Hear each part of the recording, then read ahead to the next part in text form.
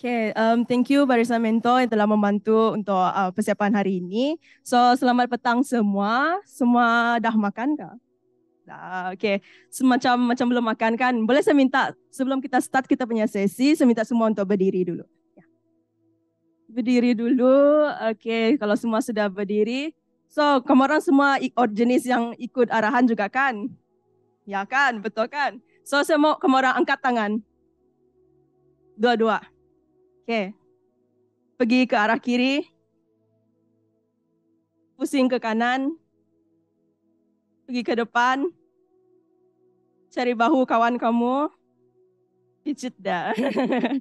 Ya, okay. So kalau sudah, kamu orang boleh duduk. Ya, so saya harap kamu orang boleh relax lah, jangan tension. Ya, macam tu sebab kelas kita akan jadi a bit exciting. Ya, macam tu. Okay, so sebelum saya mulakan dengan kita punya pelajaran pada petang ni, so saya Ana, boleh panggil saya Sis Ana.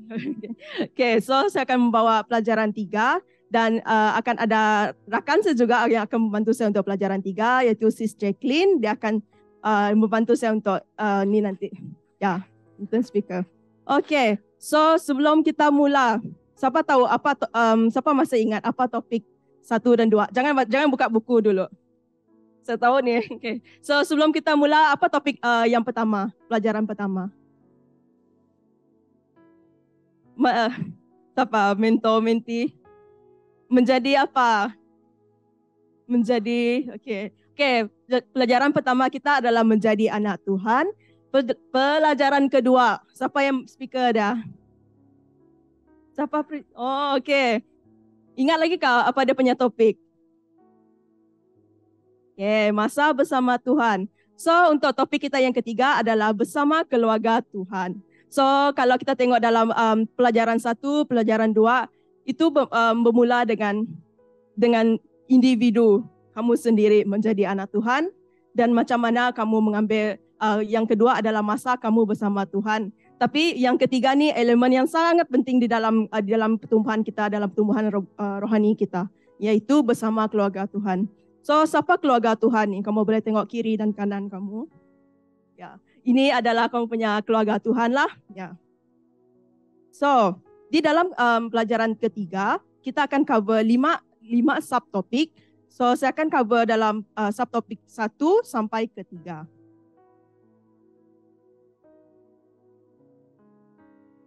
Okey, di dalam pelajaran 3, subtopik pertama adalah mengenai keluarga Tuhan. Kedua adalah persekutuan dengan keluarga Tuhan ataupun kita kenali sebagai fellowship. Dan ketiga, mengapakah persekutuan adalah sangat penting. Mengapa fellowship sangat penting. Keempat, bagaimana kita dapat mengekalkan persekutuan di dalam Tuhan. Kelima adalah mengenai kelompok sel.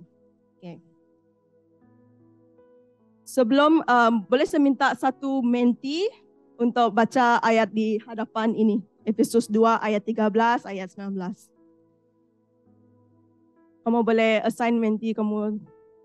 Kalau tak pun saya boleh assign lah kalau macam tu. Boleh saya minta Pamela untuk baca kah? Ya, boleh datang ke depan. Ya. Ni Pamela. Okay, Efesus 2 ayat 13-19. Efesus 2 ayat 13. Tetapi sekarang dalam Yesus Kristus, kamu yang dahulu jauh sudah dibawa dekat oleh darah Kristus. Oleh itu sekarang kamu bukan lagi orang asing dan pendatang, tetapi sesama warga negeri dengan orang yang salih dan ahli-ahli keluarga Allah. Okay, beri tepukan. Thank you. Okay, di dalam ayat ini dia mengatakan bahwa kamu yang dahulu jauh sudah dibawa oleh darah Kristus. Apa yang menggabungkan kita semua menjadi satu keluarga adalah darah Kristus. Nah, di dalam bahasa Yunani, gereja juga dikenali sebagai eklesia. Kita selalu mendengar bahwa selalu salah konsep. Orang katakan, oh gereja ni bangunan. Oh gereja tu besar, gereja ni kecil macam tu. But apa yang Tuhan katakan, apa yang dimaksudkan dengan gereja yang sebenarnya? Gereja yang sebenarnya adalah kita semua. Kita lah yang membentuk gereja. Kita adalah isi, kita adalah kaki tangan gereja macam tu. Nah, gereja bermakna, ada dua makna dia. Satu adalah pertemuan lokal umat Kristian, pertemuan yang seperti ini. Dan gereja yang seterusnya adalah keluarga Kristus yang universal, iaitu terdiri daripada semua orang yang menerima Yesus sebagai juru selamat. Apa yang kita baca di dalam Efesus 2 tadi, semua orang yang telah menerima darah Yesus dan disatukan dengan darah Yesus adalah orang yang menjadikan dia adalah keluarga di dalam Tuhan lah. Ya. Oke, itu adalah yang dimaksudkan dengan keluarga Tuhan. Kedua, persekutuan dengan keluarga Tuhan. Nah, persekutuan tidak akan memberi makna persekutuan kalau dia dibuat sendiri satu orang. Dia bukan persekutu. Persekutuan ini dimulakan dengan 2, 3 ataupun lebih lagi. Sebab yang ni itu yang dimaksudkan dengan persekutuan macam itulah. Nah, apa yang dituntut dalam persekutuan dengan keluarga Tuhan? Nah, bila kita di dalam keluarga Tuhan, bila kita bertumbuh bersama, apa yang kita perlu lakukan di dalam fellowship, benda itu kena dilakukan secara kerap dan tetap. Dan benda itu sentiasa continuous sebab itu yang akan membentuk kita dari hari ke hari. Di dalam Ibrani 10 ayat 25 berbunyi begini, jangan berhenti daripada berhimpun seperti yang dilakukan oleh setengah-setengah orang. Nasihatilah sesama sendiri, terutamanya setelah kamu sedar hari Tuhan itu kian hampir. Subtopik yang ketiga, kita sudah belajar kenapa perlu ada keluarga Tuhan, kenapa persekutuan itu penting. Dan sini saya ingin tekankan sekali lagi mengapa persekutuan itu adalah sangat-sangat penting. Ada 8 poin. Nah, poin pertama ini membawa maksud kenapa fellowship itu sentiasa kena dibuat macam tu. Sebab di dalam keluarga Tuhan, kita journey bukan satu orang. Kita di dalam keluarga, dia tidak make sense bila kamu satu orang. Dia kena ada orang lain. So, di dalam keluarga Tuhan, kita saling memiliki di dalam keluarga Tuhan. Selalu kita dengarkan, kenapa dia ni kepoci betul dia dengan hidup saya? Kenapa dia ni menyebab betul? Tapi satu yang kita kena ingat, di saat kita take decision untuk bersama-sama, untuk di dalam satu perjalanan macam tu kan, that means dia ada authority, dia ada hak di dalam hidup kamu untuk memberitahu kamu apa yang kamu patut lakukan, apa yang patut kamu tidak patut lakukan macam tu. Nah, di dalam keluarga Tuhan juga kita memerlukan dorongan untuk bertumbuh secara rohani. Kan saya bagi tahu tadi kan, di dalam family dia tidak make sense kalau dia satu orang. Dia kalau kita bersekutu, kita fellowship satu orang bukan fellowship tu maksud dia. Nah, bila kita masuk di dalam fellowship, kita menggunakan that opportunity untuk bertumbuh secara rohani lah dengan memerlukan dorongan di antara satu sama yang lain. Dan poin yang ketiga adalah kita memerlukan bertanggungjawab, accountability untuk bertumbuh secara rohani. Ini adalah perkara yang sangat dekat di dalam hati kita. Bila kita bersatu di dalam Tuhan, bersatu di dalam keluarga Tuhan, kita akan ada orang yang bersama kita. Nah, macam yang situasi yang kita ada sekarang ni, kita ada mentor kita kan, kita ada mentee macam tu. Ada orang yang berada di atas kita untuk membantu kita. So, apa yang dimaksudkan dengan accountability? So, siapa masih ingat apa 5 core habit DMC? Tak ingat? So, yang salah satu core habit yang saya ingin tekankan adalah be real. Be real dengan orang yang ada di sekeliling kamu. So, bila kamu berlaku jujur dengan orang yang ada, so yang ini akan membantu kamu punya mentor ataupun ahli keluarga kamu, keluarga Tuhan untuk bertumbuh bersama kamu, untuk membantu kamu untuk bertumbuh secara rohani. Untuk poin yang keempat,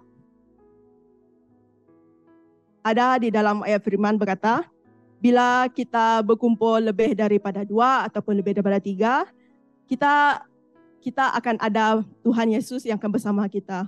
Di dalam setiap persekutuan kita, kita sangat perlu Tuhan Yesus untuk bersama-sama kita. Nah, seterusnya di sini juga katakan Apabila kita bersetuju dan bersatu di dalam doa, ada kuasa. Ayat ke-6 dia katakan begini, kasih kita untuk satu sama lain adalah kesaksian kepada dunia bahwa kita adalah murid Yesus. Di dalam keluarga, bila kita saling mengasihi antara satu sama lain, itu adalah satu kesaksian di mana bagaimana kita spend time, bagaimana kita sanggup sacrifice untuk menganggap seorang yang kita boleh katakan, yang ni stranger. Tapi the thing is, disebabkan kita sudah disatukan dengan darah Kristus, mereka adalah kita punya family. Dan itu adalah menunjukkan satu kesaksian yang sangat powerful bahwa kita ini saling mengasihi antara satu sama lain. Yang ketujuh, mengapakah fellowship itu sangat penting? Di dalam fellowship, kita dapat membina satu sama yang lain. Kita juga dapat melayani satu sama yang lain di dalam keluarga Tuhan. Contohnya, yang ini akan di-share oleh Sis Jacqueline. Tapi saya rasa kamu orang mungkin familiar dengan konsep cell group macam tu. Di dalam fellowship kita kan, kita sentiasa, sebab kita adalah tubuh Kristus, so setiap orang ada role masing-masing. Benda ni, bila dia berkata mengenai tubuh Kristus, bila kita berkata mengenai keluarga Tuhan, kita tidak dapat bergerak ke hadapan, kita tidak dapat maju jika kita satu orang. So apa yang bagus, apa yang kita perlukan keluarga. Sebab di dalam bila kita di dalam satu tim macam tu, kita kena melayani antara satu sama lain. Ya. Seterusnya ayat ke-8, di dalam setiap fellowship kita kena selitkan, kita kena mengambil bahagian bagi setiap orang yang telah menerima Tuhan Yesus, iaitu dengan mengambil perjamuan kudus. Sebelum saya pass kepada Sis Jacqueline, ada Brother Sebes akan bantu saya dekat sini. So, yang ni adalah mungkin salah satu benda yang membuat kamu lebih clear lah apa yang dimaksudkan, mengapa fellowship itu sangat penting. Nah, semua kenal ni, ada student tanya tadi, ada sister, apa kita buat hari ni sis, kita makan sate ke? Tidak juga lah. Okay, so yang ni kalau kamu orang dapat nampak untuk yang online, ini adalah satu lidi macam tu. Yang ni melambangkan kita semua, satu orang. Okay.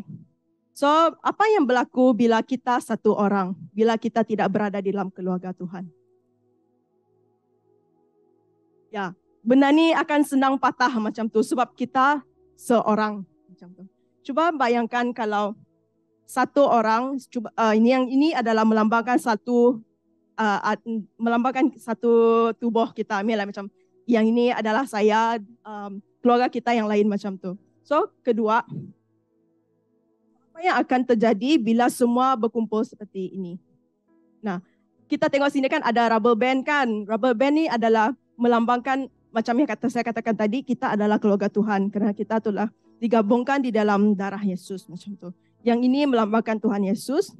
Dan yang ini kita semua, lidi yang banyak-banyak ni. Cuba kita minta Brother Sebes untuk patahkan dia. Hebat dia ni. Nah, okay, seperti yang kita lihat kan, bila kita berada satu orang, betapa senangnya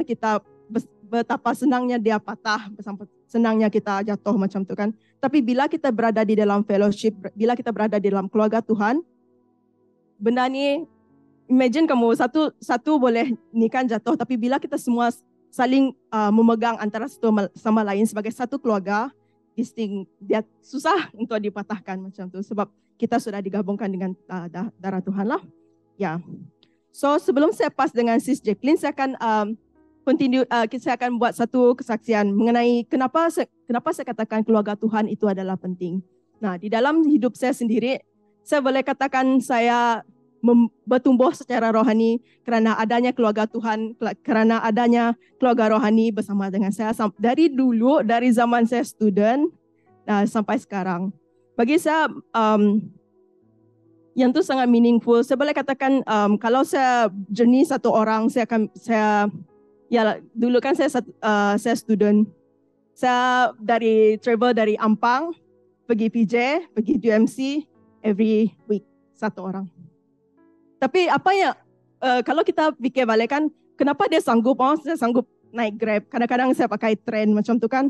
Wah, kalau fikir dia punya jarak tu, kalau Grab time tu saya boleh spend RM20 macam tu. Kalau kalau saya naik tren, saya boleh habiskan 1 jam travel.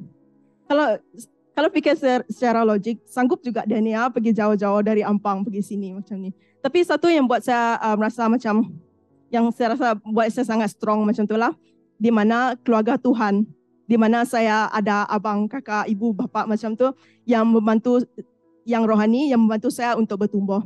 Disebabkan saya sudah fall in love dengan keluarga Tuhan saya, sebab saya tahu dorang ada bersama saya. Itu yang membuatkan saya tetap datang, sebab apa perkara yang kita katakan, oh mustahil ni terjadi macam tu. Tapi ingat, kita ada orang yang membantu kita macam tu. Ada orang yang journey bersama dengan kita. Nah, satu lagi saya tambah.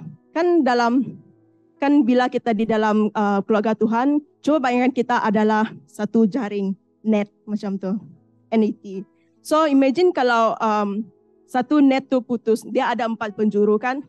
Satu net putus, adakah kamu akan jatuh? Tidak, sebab ada 3 lagi yang memegang kamu. Itu macam itulah kenapa pentingnya satu keluarga di dalam journey kamu sebagai seorang Kristian, sebagai seorang pengikut Yesus, dan sebagai seorang yang percaya dengan Yesus. Itu yang sangat touch saya macam itulah, sangat membuatkan saya still berdiri di sini untuk melayani macam tu. So seterusnya saya akan pass kepada Sis Jacqueline. Ya.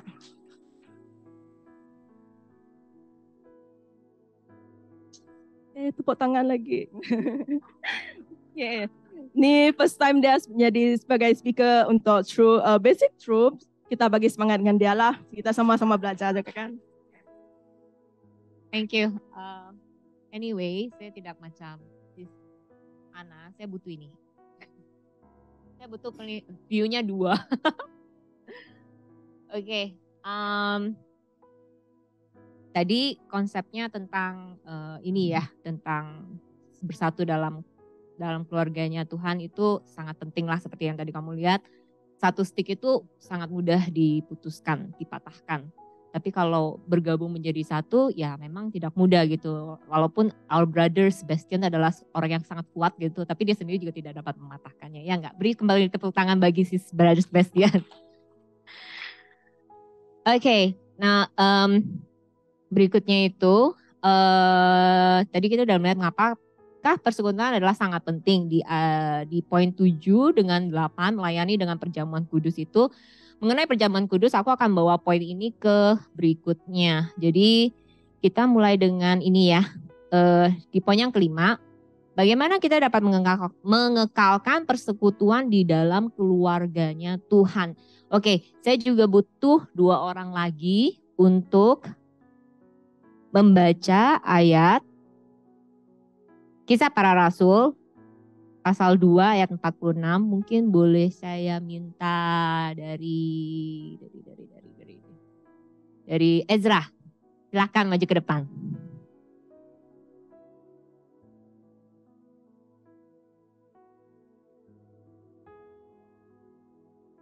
Kisah Para Rasul 2 ayat 46. Demikianlah setiap hari mereka di bait suci dengan satu hati dan membahagi roti dari rumah ke rumah, lalu memakan rezeki mereka dengan sukacita dan tulus hati. Thank you. Dan berikutnya saya mau mengundang Kak Anita untuk baca ayat yang kedua. Silakan Kak Anita.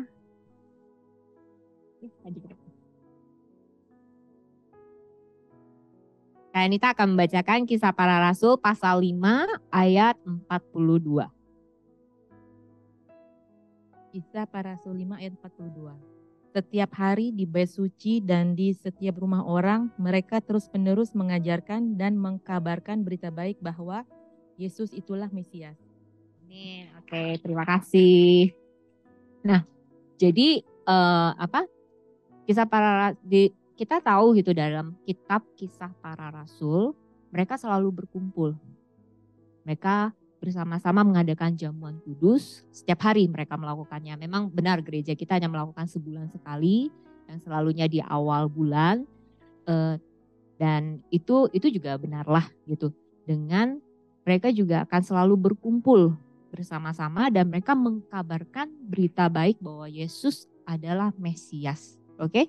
Nah, jadi bagaimana caranya kita dapat mengekalkan persekutuan di dalam keluarga Tuhan itu adalah salah satunya itu dari 2 jenis pertemuan. Jadi ada 2 jenis pertemuan, pertemuan yang besar dengan yang kecil. Pertemuan yang besar itu di gereja, seperti yang kita ada ibadah raya, terus kita juga ada satu DOMC, yang One DOMC, yang gabungan semua DOMC BM, English, Mandarin, Nepal, Myanmar, semuanya ada dalam satu. Nah, satu hal yang menurut aku tuh sangat bagus dari khotbah Pastor Chris. Siapa yang masih ingat khotbahnya Pastor Chris masa DOMC Combine? Tentang, wah ini pada senyum semua dengan blank. Oke, tentang keluarga dalam Tuhan. Nah, jadi kita tuh satu tubuh dalam Kristus gitu. Jadi tangan tidak dapat berkata kepada mata, hey aku lebih penting, aku akan mengambil makanan, kalau nggak ada makanan mata nggak akan boleh berbuat apa-apa. Sama halnya sebenarnya kalau tangan ngambil makanan, tapi kalau mulut nggak makan, sama ya konsepnya ya, benar. Jadi badan itu tidak akan mendapatkan energi, seperti itu. Nah jadi semuanya kita dalam keluarga Tuhan, kita adalah satu tubuh Kristus, dan Kristus Yesus sebagai kepalanya. Paham ya? Oke. Nah, itu pertama-tama itu adalah menyertai gereja. Nah, di sini ketika kita menyertai gereja itu setiap orang itu penting.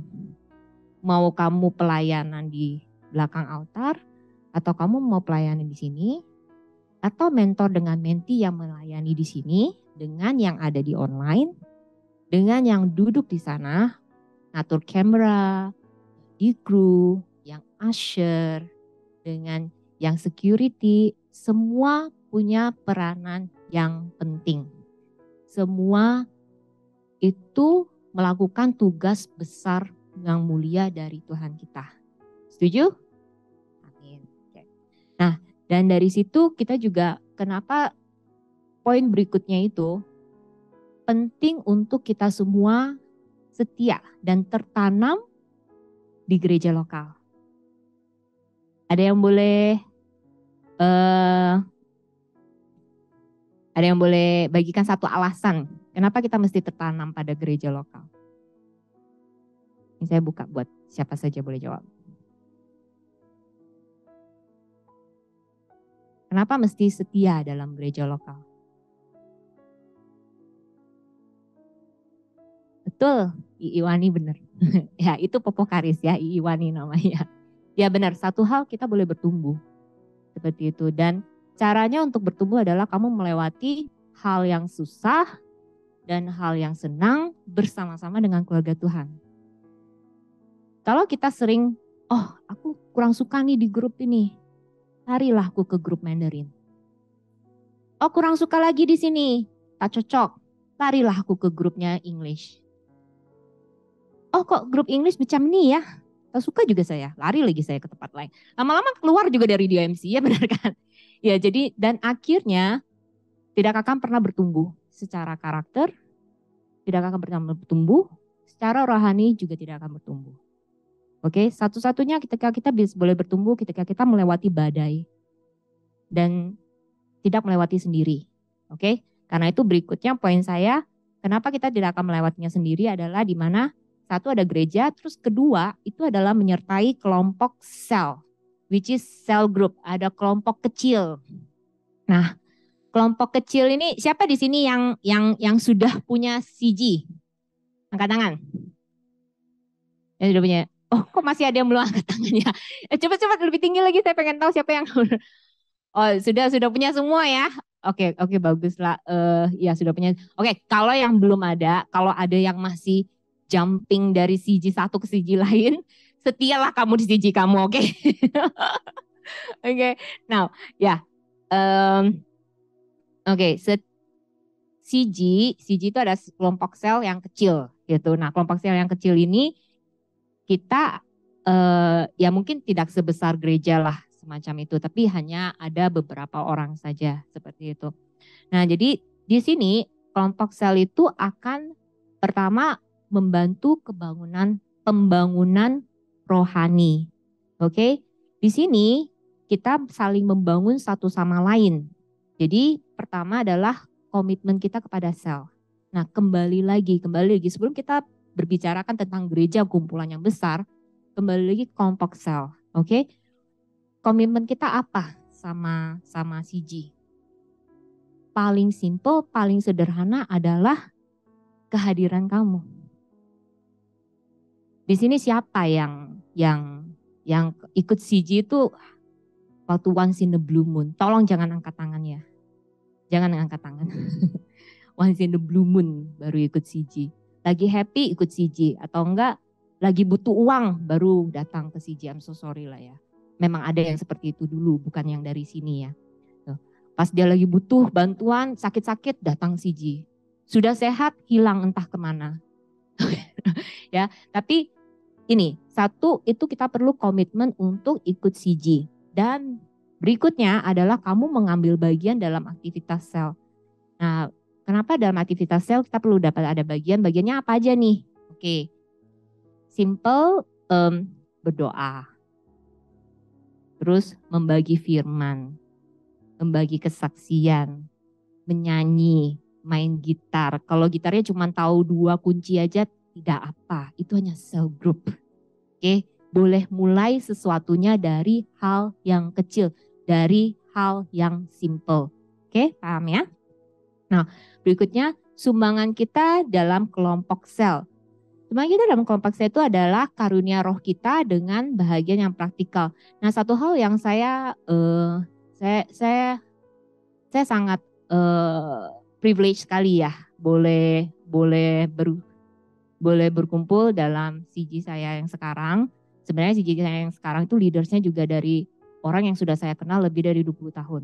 Oke, I've been stuck with them forever. Dan mereka juga they're stuck with me forever juga gitu. Oke. Nah, jadi dan kita banyak melewati hal-hal yang sulit bersama-sama. Nah, mereka juga tahu dalam kehidupan saya, dulunya saya tuh juga ya short temper lah. Walaupun kalau short temper saya tuh bukan yang saya lempar-lempar barang, pukul-pukul meja, tapi I nag a lot. Dan itu jadi saya mengomel lah, saya kurang tahu bahasa Melayunya apa, tapi saya suka nagging a lot. Dan itu panjang gitu kan. Dan overthinking, memikirkan diri sendiri. Kalau mau berbual itu saya hanya mau semua orang mendengarkan saya tidak mau mendengarkan orang lain. Seperti itu. Dan juga ya memang saya tipe orang yang friendly. Tapi ya pertama dengan si Shuyu itu tahu walaupun saya friendly tapi sebenarnya I don't really take interest on others. Itu dulu lah ya. Puji Tuhan sudah bertobat. sudah ditegur dan belajar juga gitu ya. Belajar untuk peduli dengan orang lain dan akhirnya saya ada dalam bagian di mana saya boleh bersama dengan CG pada masa COVID itu kita malah menjalankan pelayanan impact. Kalau yang tahu ya, yang mungkin yang sudah lama di sini, pelayanan impact itu kita berhasil untuk mensupport kehidupan 15 keluarga ketika mereka kehilangan pekerjaan sampai kepala keluarga mereka dapat pekerjaan kembali. Ya, jadi itu kita kumpulkan dana, kita beliin barang makanan, bahan-bahan makanan, kita kirim ke mereka seperti itu. Nah, itu satu hal dari CG. Oke. Nah, yang berikutnya tuh di mana selain pembangunan rohani adalah penginjilan. Nah, seperti ini. Kalau terkadang banyak orang itu yang kurang suka datang ke gereja. Karena gereja itu sangat formal ya. Kalau datang belum tentu kamu kenal sama satu sama lain gitu. Ya, jadi kalau ketika mereka datang CG, lebih family, lebih casual, lebih nyaman lah. Lebih feel cozy macam itu. Nah, jadi dari sini kita selalu membagikan firman Tuhan. Macam mana mereka boleh untuk mengenal Tuhan? Caranya melalui CG. Ya, kalau CG kalau kamu ngajak mereka, makan yuk, tapi sebenarnya ada firman Tuhan dimasukkan, kan kejebak gitu. Oke. Dan satu hal lagi yang aku notisnya, beberapa orang yang saya undang dalam ikut CG, itu kebanyakan mereka tuh yang memang tidak suka kalau langsung dibagikan firman. Mereka langsung menolak. Tapi ketika dalam CG ada yang kesaksian, mereka dengar. Dan ketika mereka ada yang punya masalah, awalnya malu gitu kan. Sebenarnya mau didoakan tapi tak berani request doa gitu. Tapi waktu ada yang lainnya saling mendoakan, memberikan, saya perlu nih doakan. Papa mama saya sakit, anak saya sakit. Nah mereka juga mulai, kerjaan saya mulai susah, bantu saya tidak dapat favor dari bos saya, bantu dalam doa. Nah ketika di situ mereka pelan-pelan hatinya terbuka. Dan bahkan mama saya sebelumnya sangat-sangat against Jesus Christ, akhirnya juga setuju ikut dalam cell group dan akhirnya ikut dalam kebaktian.